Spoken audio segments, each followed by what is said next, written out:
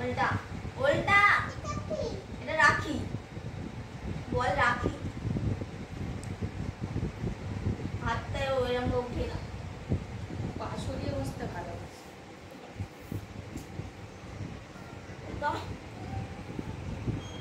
এটা কি এটা মা ও তোর মা কি বলেছিস এটা খাবি